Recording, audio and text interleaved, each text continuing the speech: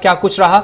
2 घंटे से मीटिंग इस वक्त जहां जारी है, तो थोड़ी देर पहले वज़ीर आज़म की तरफ से भी अपना जो बात है वो रखनी लीडरान के सामने शुरू की गई है। शेड्यूल टाइम से मीटिंग इस वक्त आगे निकल गई है और पीएम मोदी ने 2 साल का जो तरक्याती मंसूबों पर काम शुरू हुआ, बाकी कारकर्दगी जम्मू कश्मीर के अंदर रही, उसका खाका लीडरान के सामने पेश किया।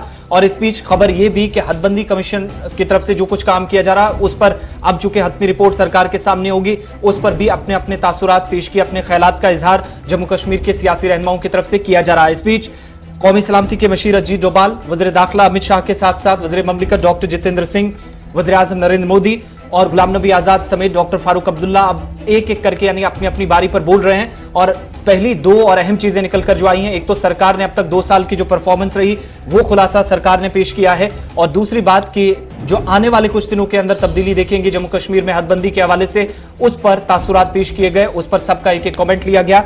अब इसके बाद इस वक्त सब अपनी अपनी बात रख रहे हैं। 2 घंटे से ज्यादा का अरसा इस वक्त इशफाक बीत चुका है मीटिंग में। अब वज़ीर आज़म इस वक्त अपनी बात सियासी लीडरान के सामने रख रहे हैं। न्यूज खबर अंदर की आपको बता रहा है जी, डेवलपमेंट जो हो रही है अंदर वो हम आपको जरा से बता रहे हैं कि अभी तक क्या कुछ हुआ है।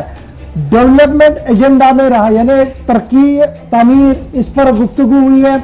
और पिछले 2 घंटे से जो बातचीत चल रही है, इसमें सब लोगों ने, जहां वजीर आजम का भी शुक्रिया अभी तक किया है, वहीं पर वजीर आजम ने क्या कुछ कहा। उन्होंने कहा कि देखिए, हम चाहते हैं कि जम्मू कश्मीर के अंदर तरक्की हो, और तरक्की के लिए बहुत ज्यादा जरूरी है कि अमन हो, और अमन के लिए बहुत ज्यादा जरूरी हो कि सियासी लीडरशिप काफी वाइब्रेंट हो। ये पहली बात वज़ीर आज़म की तरफ से कही गई है। इसके साथ साथ नेशनल सिक्योरिटी एडवाइजर की तरफ से बात सामने रखी गई कि इंटरनल और एक्सटर्नल डायमेंशंस पर क्या कुछ किया जा रहा है। वजीर दाखिला, वजीर ममलिकत, वजीर आज़म दफ्तर, कौमी सलामती मशीर ने अपनी अपनी बात सामने रख दी है।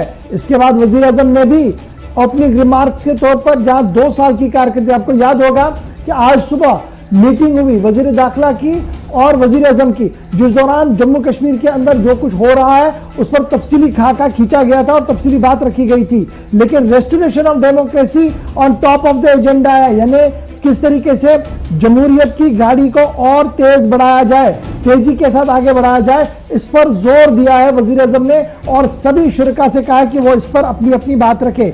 डिलिमिटेशन, हदबंदी भी बहस के अंदर लाई गई है। हदबंदी पर भी ओपिनियन सॉर्ट किया गया सभी मंदुबीन का, जो 14 लीडर यहां पर मौजूद है।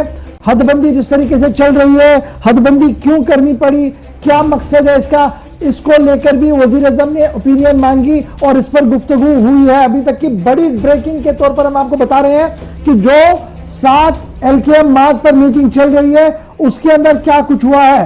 फोकस वजीर आज़म ने डेवलपमेंट पर किया है। जरा से हम ये खबर आपको बता रहे हैं।